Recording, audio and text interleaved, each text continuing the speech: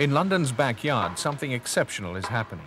The Eastenders' decaying docklands have become a test bed for government plans to change the face of Britain.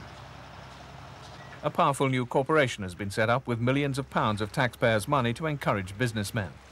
It's been given a free hand, free of red tape, free of planning controls, and free of local democracy. The aim is to regenerate the inner cities. But 6 years on, the experiment has divided docklands, highlighting the clash between the hopes and dreams of the old and the new. There are now two very different sorts of Eastenders, winners and losers. We don't know where we're going to live, we don't know where we're going to be. We're going to be moved away from all our friends and the community where we live, and we're just going to be homeless. If there's been a benefit to me by coming here, there must be a benefit to local people in the area. It's really up to them to see those benefits and opportunities.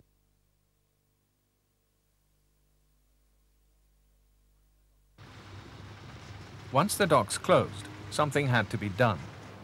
The government's solution in 1981 was to hand the area over to the Docklands Urban Development Corporation. But now they and their critics are sharply divided on what sort of future is being created in the East End. What we're hoping to bring and what we're trying to do now is to bring back a certain level of prosperity, lift people's aspirations, try and find ways that they can be offered jobs, bring real life back, long-lasting life back to the Dockland area. It's been a disaster for the local community. So, we have increased homelessness, increased unemployment. The urban development corporations are about big developers, international financiers, and frankly, the whole of Parliament has turned its back on local people, and democracy in Britain is dead when you see an urban development corporation taking over an area. When the corporation did take over, it took crucial planning powers from the local councils overnight. Hi there. I'm on my way, I'm making it. They're free to build new roads and bulldoze houses and factories to get the area moving. This is now the biggest building site in Europe. So far, £700 million of taxpayers' money has been pumped in. The place where I come from is a small town. The area is one of the poorest in Britain. 3/4 of those in work earn less than £7,000 and 1 in 5 is unemployed.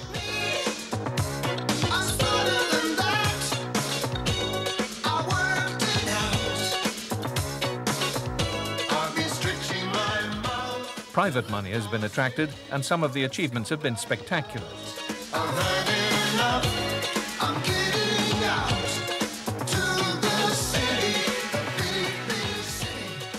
The vision is of a 21st century high-tech city with nothing to slow down the business free-for-all.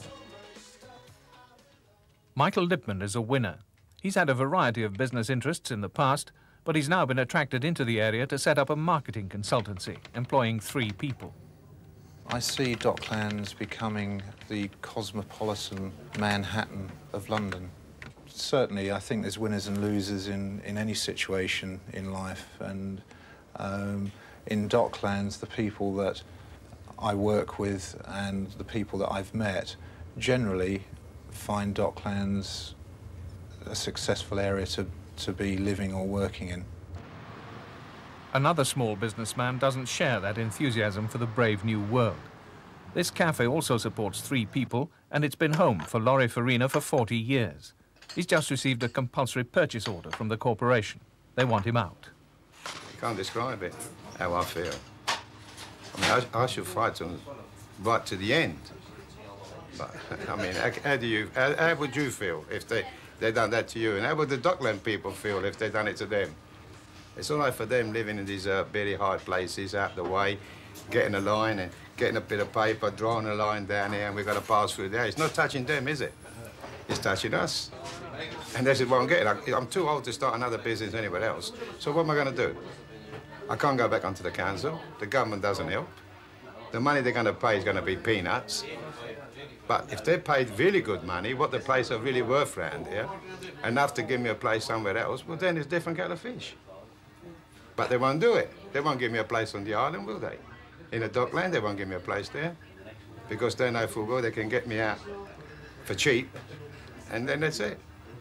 I think the resistance is a lack of understanding of what is being created here. I think that is the main problem, that local people are not used to the kind of change that is happening, and they don't understand the change that is happening to them. The landlord of the British Oak hoped to see some benefit from the changes. 4 years ago, he sold his home and put his life savings into the pub. When he bought it, the corporation told him there were no plans for the street. Now, they want him out. If they say you've got to go, what will you do? Well, I'll stay here until they put a bulldozer through it. And then I'll drive a bulldozer through the London Docklands Development Corporation's Governor's House myself. Because, you know, that's how bitter we feel. You know, we've given everything up 4 years ago to come here to make a new life, and as I say, it's taken away from us. I think the freedom for entrepreneurs to come into the area and put in their ideas and spirit and energy is really the force behind the progress to date. I don't stand in the way of progress. Progress must carry on whichever way. But until Docklands come up with a fair compensation offer, or to rehouse me, or to reallocate me to somewhere comparable to this place, then I will stop here. The new Docklands requires a different style for quite different people. Largely local businessmen, people who are entertaining, people who require an upmarket atmosphere, high-quality meal, and fast service. The Development Corporation have the power to offer attractive financial incentives. Many have done well. I suspect the estate agents have done awfully well. Property developers. Mr. Heap himself enjoys cheap rent and pays no rates. How do you justify that? I think the only justification is that it was developed at a time when it was completely derelict. So far, the Development Corporation has been given £350 million directly from government. But that's only the beginning of the handouts to businesses in the special enterprise zone. The government pays the rates for these buildings. The bill is already £20 million and rising. And the biggest drain on public funds are the generous giveaways from the taxman to the developers. These are so attractive that the area is being marketed by one developer as a tax shelter island just 3 miles from the city. Here on Canary Wharf, one of the world's richest property companies, owners of large parts of Manhattan, are going to build the biggest office development in Europe. It'll qualify for a £1 billion tax handout. I think my anger reflects the anger of the local community. Here we are in run-down council estates, having our resources cut back every year by central government, desperate to keep sort of body and soul together on the estates, and we're having to pay out £12 a week in rates, when right across the road you have international financiers, you have major developers being subsidised out of taxpayers' money. They don't have to pay rates, we do, and that's a question raised time and time again by, you know, my neighbours and people living in the community. Why do we have to pay rates? Why are international financiers, big developers, like the Canary Wharf developers, being subsidised to the tune of millions of pounds, hundreds of millions of pounds? The new East End businesses that have been attracted in have been high-tech consultancies and financiers. But an independent report published this year showed that only 10% of their workforces are local people. Meanwhile, older established businesses on the edge of the enterprise zone are finding that they're no longer welcome. To make way for a new road to get to the enterprise zone, this packing and exporting business is being pushed out.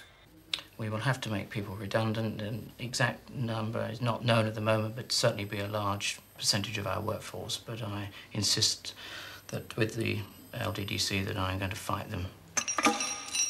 The corporation are offering £170,000 in compensation. The company say that's not enough to move the crane that the business revolves around, let alone buy new premises. I think they're being very unrealistic and extremely selfish in their attitude of not providing either alternative premises or enough funds for us to continue in business. They have promised in the beginning to help us by finding additional premises, but unfortunately that promise has not been fulfilled to any extent. Why do you think that is? I don't think they have any interest in keeping businesses in East London. Many jobs, particularly in the Isle of Dogs, are being lost because you're using compulsory purchase orders to evict businesses. Is that fair on local people? There's nothing about being fair. What we're doing is regenerating the whole area. You take a specific instance, perhaps, but there are many, many other areas where housing has been removed, where, in fact, old places of work have been removed, as in the Royal Docks, in order to consolidate sites and to bring them into the whole regenerative process. We've got to build roads and railways. We've got to improve facilities. And this means there's only one way to do it satisfactorily. It may not sound fair, but there is only one way to do it satisfactorily, and that is through land ownership, the consolidation of the ownership of land under one regenerative operation. But unemployment amongst local people has risen since the corporation arrived from 21 to 27%. Is that the record you would have hoped for? No, not by any means. Nor am I satisfied with the end number. The overall increase, in fact, is only 1,000 new jobs in the area. No, by no means am I satisfied with that. We would have liked very much more. We are striving to produce more. What we can say is, although it's small comfort, is that we have actually moved against the national trend. While the new jobs being created were not designed with old Eastenders in mind, there was to be new housing. But much of that is out of the reach of local people. Tricia Cooklin is an estate agent. They range from 125,000 up to about 350,000. Have you got buyers for them? On quite a lot. Well, they're all sold now, yes, and some of them are on resales already. Many newcomers are already enjoying the luxury developments. Roy Carter plays with the London Symphony Orchestra and thinks himself lucky to have found a penthouse. For a musician to live on the river is one of the most amazing things. It's very inspiring. I mean, in fact, we were bowled over by it, basically, so we were in within 2 weeks. We put the deposit down, and we were in, weren't we? And very excited by it, too. A new type of Eastender expects a new type of East End, and Tricia knows what they want. They're looking for restaurants and evening entertainment and wine bars. They're looking for private schooling, a lot of the families, and from what I understand there are plans for schools in the area. Are these places expensive? They're expensive, yes. I mean, we were very fortunate here. This being a penthouse, we actually paid 170,000 for this. But compared to other developments... Certainly, yes. The penthouses, you know, cost an awful lot of money. We think we've got a very good deal on this one. And how have prices moved in the other smaller flats in the last 2 or 3 years? Well, I know this firsthand, having spoken to the site manager the other day. They have, in 2 years, they've more than doubled. More than doubled. The corporation's own promotional brochure this year features the sort of Eastender they're proud of. Charles Eve lives in Docklands and works in the city. Home is a 3-bedroomed house in Clippers Quay. The main reason I moved here was that I liked the area and thought it exciting. Not anymore, he doesn't. Mr. Eve has already sold up at a profit and left Docklands. The same has happened in many of the new developments.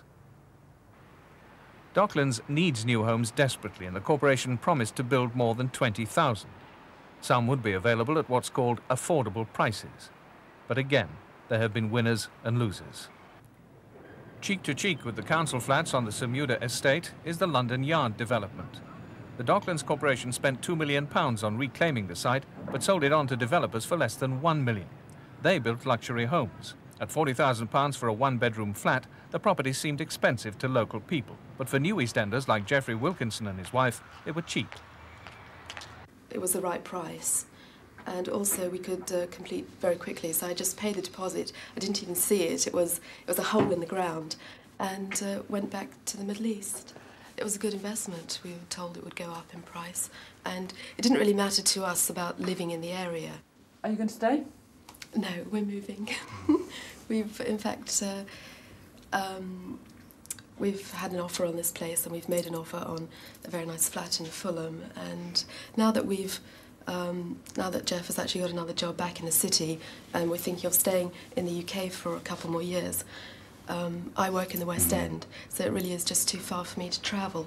Plus, if you're looking at a place where you actually want to live, as far as I'm concerned, I want somewhere which is a little nicer than around here, with more facilities, shops, social life, and so on. So we're moving to Fulham.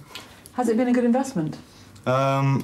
Yes, very good. It's allowed me to actually buy into Fulham after a couple of years. The property prices here, I think, have gone up higher than anywhere else in London. It's doubled in 2 years, which, for your initial investment of your deposit, is a fantastic return. Rising prices have brought no comfort to Bill, who's losing his home and livelihood. He's been offered compensation. Grand total, I think, was around about 80,000, which is potty money. What would that buy you Nothing. in Isle of Dock? Nothing at all. Not even a... Not It wouldn't even buy us a home, not even a one-bedroom apartment. That's what we wanted. I mean, I don't care what happens in Dockland. I don't care how much development they do down here. It doesn't bring me nothing. It doesn't take nothing out of me, only me taxes. How do you think the local people who've lived here before will be reacting? That's quite difficult to answer. I think with the prosperity which comes into the Isle of Dogs and places like Wapping, if they sort of hang in and don't get sort of disillusioned by the the flood of or the yuppie exodus to this part of the world, I think the actual benefits for the community in terms of shopping and services will make things a lot better to live here than they have been in the past. But Julia Earle has seen none of those benefits. She moved into her council home in 1980, the year before the corporation took over Docklands. Now, the regeneration of the area requires a road widening scheme. The corporation has used its unique powers to compulsorily purchase the house. It can force Julia out, but it doesn't have to rehouse her. The LDDC are actually taking away a council home. They're knocking down a council house with a garden, which is a rarity in this borough, and they ought to replace it with another one. Julia took their case to an inquiry. The inspector ruled that the house could be knocked down, but said that the circumstances of the present tenants are of serious concern. Given the scale and diversity of the housing construction programme, I am satisfied that the corporation, though not directly responsible for their rehousing, would make a real effort to ensure a satisfactory outcome. When you talk to them, they're all very sympathetic and butter wouldn't melt in their mouth. But when it comes to the nitty-gritty, they say they've got nothing for us. They don't care about us. They've got nothing for ordinary people, and they're just developing. They're just developing for the rich and for the speculators. What have the LDDC offered you, Julia? Well, nothing at all. They say they're not a housing authority, and they're expecting the council to house us. But the council say the corporation must rehouse them. I believe the London Docklands Development Corporation must take responsibility for those people they're making homeless. They're supporting developers in the area, putting millions of pounds in to subsidise the luxury housing. They should be offering some of those homes to the people who've been made homeless. Presently in Tower Hamlets, we've got 10,000 people on the waiting list. Every day in my casework, I have young couples coming to see me, desperate for somewhere to live. Those young people are ending up in bed and breakfast. That's costing the council £18 million a year. That's 1/7 of our annual budget. We're the lowest income bracket there is, and so there's no way we could buy anything, let alone round here, where the prices are so high. What do you think is happening here, in this area? Well, I think the rich are moving in and just taking over everything. We're not asking for the moon. We just want reasonable accommodation. If the LDDC is throwing us out, the LDDC should rehouse us. And if they want to send in the bulldozers, they can't bulldoze the house with us and the 2 children sitting here. We've got the support of most of the community around here, and we're going to stick it out. The documents that we've been sent by their solicitors imply that it'll be about Christmas. That's the first time that they can actually acquire the property. But they say they just don't know, so we've been given no idea at all of how long we're here. So where do you think you'll be at Christmas? We don't know. Julia and Robin Earle are being thrown out of their home. They're going to be homeless for Christmas because of a compulsory purchase order initiated by your board. Why are you not taking steps to offer them new accommodation? For the very simple reason that I've explained. We are not a housing authority. We do not have housing accommodation. We do not own any housing accommodation either. It's not in our power to do that. I'm aware of that, but the inspector who presided over the inquiry, knowing that you're not a housing authority, nevertheless said, I'm satisfied that the corporation would make a real effort to ensure a satisfactory outcome. And it doesn't appear that you're doing that. There's nothing I can do. It seems the Earls can't be allowed to stand in the way of progress. Is it possible that we can revert to the regenerative side of Docklands and keep away from, or have you had enough hearing of housing, specifically on the lower end, and things that over which I have no control? Let's talk about things that we can. Let's talk about the railway. Let's talk about the airport. Let's talk about the river transportation. Let's talk about Canary Wharf. Let's talk about the wonderful things that are happening in the Royals. Let's talk about British Telecom. Try those. Try really the upspots of Docklands. I'd like to finish on the Earl case, though, because I quoted the inspector to you. But let's just finish with it. And that was his view, and that's why I believe he allowed that compulsory purchase order, because he felt that the corporation would take the right steps regarding that family. So far, they're going to be homeless at Christmas. I will do whatever I can in my power to help those people, but my power is very, very limited. And you're the first person, I tell you, who's told me about it. The corporation's unique powers to develop and demolish have attracted hostility. The local councils say that the men in charge of the corporation have all the wrong priorities. Why are so many criticisms aimed at what the LDDC are doing here in Docklands? Well, because a vast amount of public money is being spent, and it's basically rich people are benefiting. And public money is being put into reclaiming land, but luxury housing is being built on it, like £250,000 houses overlooking the river. Well, what benefit is that to the local people in the East End of London? None whatsoever. The whole organisation of Docklands is being run by a completely undemocratic body set up by government, not accountable to anybody, consisting primarily of people from the property world. The chairman of the organisation is a leading property developer. The previous chairman was a leading property developer. I mean, what has this got to do with the needs of the people of the East End of London? Nothing whatsoever. So who are the board members? The chairman, Christopher Benson, heads one of Britain's biggest property companies. Why is it that property developers like you and your predecessor have been put in charge of Docklands? Well, I think there are two aspects of the property development side that are necessary in the Docklands experience. One is to understand finance as it relates to property, and the other is to have a fairly hard nose when dealing with commercial developers, because most of the people that come in are commercial developers. His deputy, John Mills, has not enjoyed such a successful business career. In 1974, one of his companies went into liquidation, owing £250,000 to creditors. In 1985, another of his companies went into liquidation, this time with debts of nearly £500,000. Just 10 months later, he was appointed to the Docklands board. Then, in 1986, he pleaded guilty to a series of offences involving selling gold plate jewellery, which was, in fact, made of brass. Two companies run by your deputy chairman, Mr. John Mills, have crashed with debts of over £500,000, one of them only 2 years ago. Are you aware of this? No. Do you think the public can have faith in a man with this record of business failure? Well, I've already said I was not aware of it, and it depends terribly much on the circumstances as to who was in control and how much control was being exercised, what the circumstances were, where the businesses were. Are you aware that in April last year, after Mr. Mills had joined the Docklands board, he was convicted on 3 criminal counts relating to trading standards offences and fined £600? No. Well, do you think perhaps you might have known this? I don't know how I could have known it unless I had been told it. The cost of building a new East End for new Eastenders continues to rise. The rate rebates and tax handouts added to the cost of the new railway and roads could bring the final bill to £2.5 billion.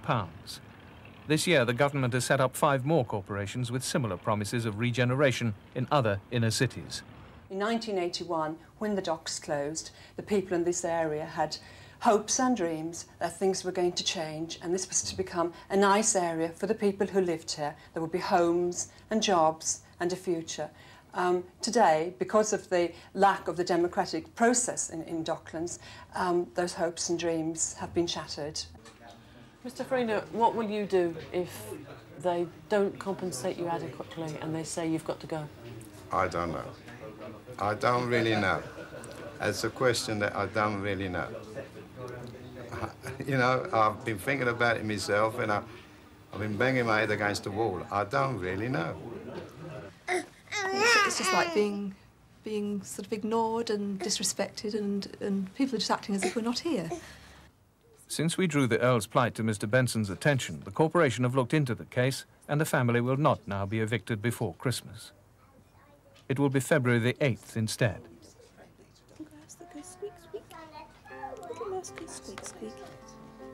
Once there was a way to get back homeward.